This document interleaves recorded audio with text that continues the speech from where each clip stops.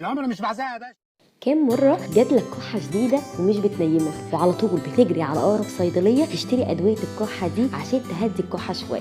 طيب كام مرة ابنك تعب صدره من كتر الكحة وبرضه جبتي أدوية كتير جدا بخلاصة الأعشاب؟ في دراسة حديثة نشرتها المجلة الطبية قالت فيها إن أدوية الكحة مش هتجيب نتيجة للأطفال إلا أقل من 4 سنين، وإنك لما تديله معلقة عسل أبيض أو عصير عنب أو عصير الصبار ده أفضل بكتير في تخفيف انت بتتكلم جد؟